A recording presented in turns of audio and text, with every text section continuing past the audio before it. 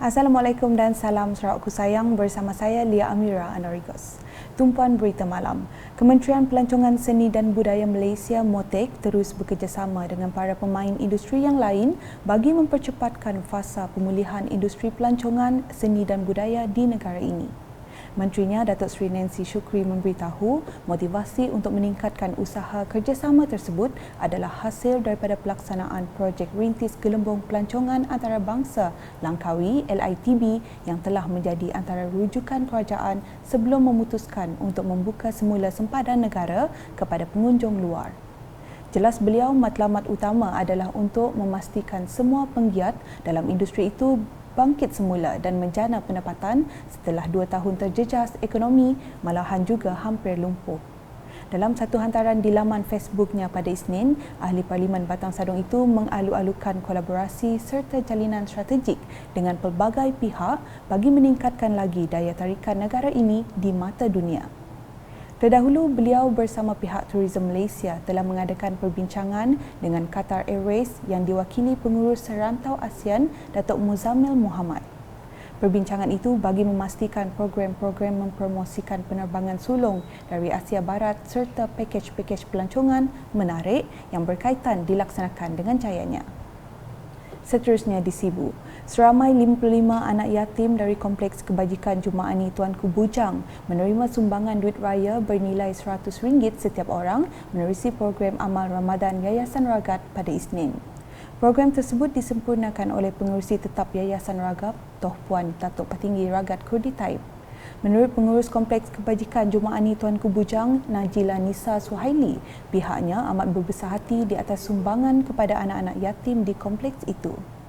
Jadi ini adalah satu perkara yang amat positif dan kita dari pihak Kompleks Peryatim amat gembiralah kerana ada pihak seperti Toh Puan yang sanggup untuk datang membantu memberi sumbangan dan diharap agar ini merupakan boleh menjadi contoh kepada orang yang di luar sana lah untuk sama-sama membantu peryatim.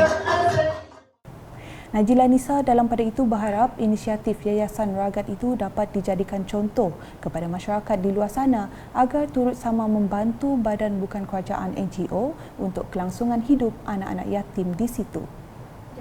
Harapan agar lebih ramai orang yang membantu kami di Kompleks Kebajikan Jumaani Tuanku Haji Bujang Sibu lah. Macam saya katakan tadi, ini merupakan NGO dan bantuan ataupun kesedaran orang ramai adalah amat penting untuk kelangsungan kompleks.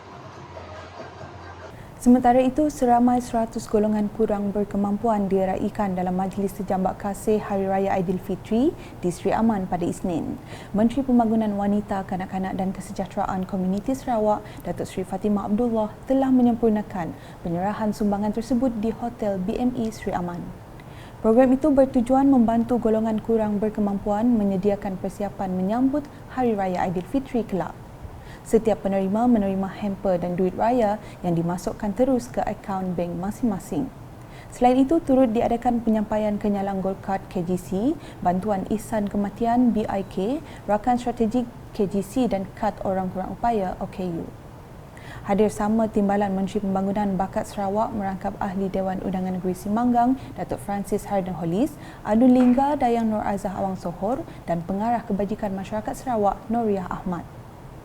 Manakala di Sebuyau dengan penduduk di sekitar daerah itu berpeluang membeli barangan pada harga yang lebih rendah susulan pelanjutan program jualan keluarga Malaysia PJKM di kawasan tersebut.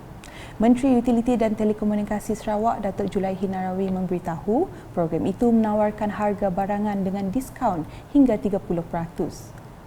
Katanya PJKM sangat membantu dalam mengurangkan kos perbelanjaan penduduk setempat terutamanya sepanjang bulan Ramadan dan menjelang sambutan Hari Raya nanti. Ditemui semasa simbolik perasmian PJKM di Dewan Pembangunan Sebuyau pada Sabtu, Datuk Julaihi yang juga Ahli Dewan Undangan Negeri Sebuyau berharap program tersebut dapat diteruskan lagi pada masa depan kerana ia usaha yang baik bagi membantu rakyat. PJKM kali kedua diadakan di Sebuyau ini diadakan dari 16 hingga 17 April 2022 dan antara barangan yang dijual termasuk beras, gandum, gula, telur, bahan kering dan juga bahan basah. Sementara itu, Kaunselor Peter Nangi menyambut baik pelanjutan PJKM terutama pada masa ini kehidupan terjejas akibat pandemik COVID-19.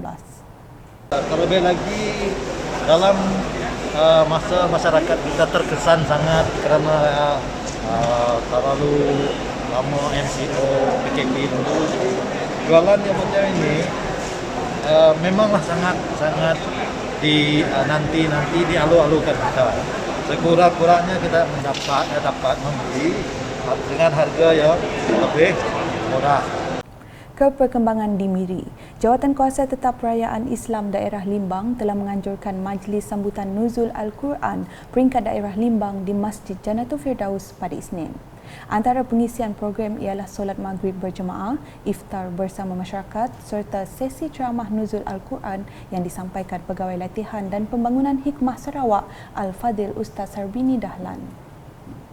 Dalam ceramah beliau, Ustaz Sarbini menjelaskan Nuzul Al-Quran merupakan antara peristiwa agung dalam sejarah umat Islam di bulan Ramadan di mana turunnya kitab suci Al-Quran. Katanya peristiwa Nuzul Al-Quran menjadi satu rakaman sejarah dalam kehidupan Nabi Muhammad SAW dan ayat-ayat suci Al-Quran secara berperingkat hingga menjadi lengkap sebagaimana kitab Al-Quran yang ada pada hari ini. Selesai ceramah, program diteruskan dengan solat isyak, solat sunat tarawih dan witir berjemaah serta penyampaian sumbangan baku makanan daripada Jabatan Kemajuan Masyarakat KEMAS. Turut hadir Timbalan Menteri Pemodenan Pertanian dan Pembangunan Wilayah Sarawak merangkap Ahli Dewan Undangan Negeri Bukit Kota, Limbang, Datuk Dr. Abdul Rahman Ismail.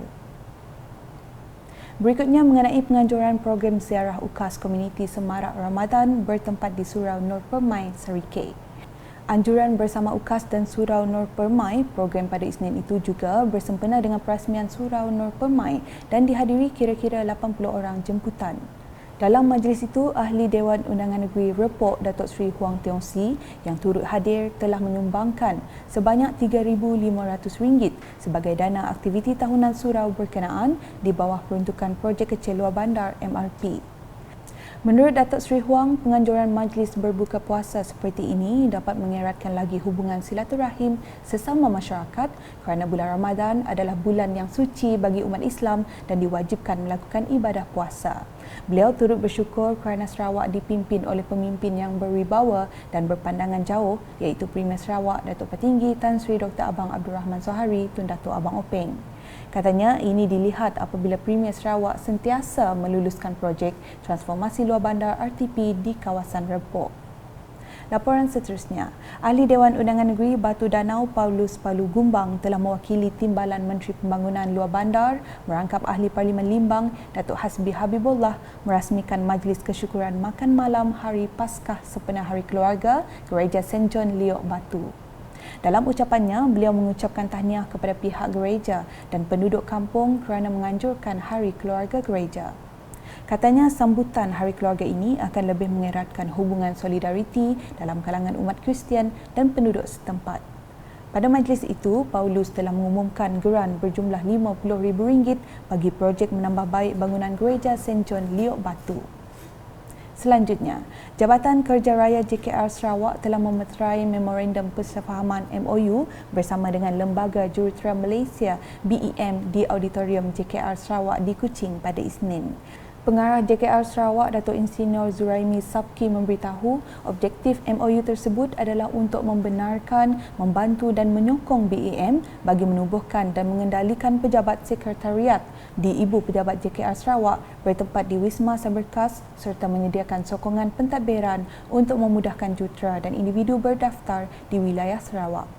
Ujarnya adalah menjadi keutamaan beliau untuk menyatakan hasrat dan harapan ramai pengamal berdaftar dari Sarawak agar BEM dapat memberi perhatian berhubung pelbagai isu-isu yang dihadapi.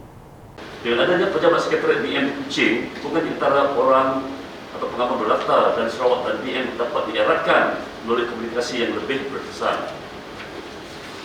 Selaku pengarah Kerja Raya Sarawak, saya mengalu-alukan kewujudan dan menyambut baik penubuhan pejabat sekretariat BEM bertempat di Ibu Pejabat JKR Sarawak Wisma Saberkas ini, Kuching.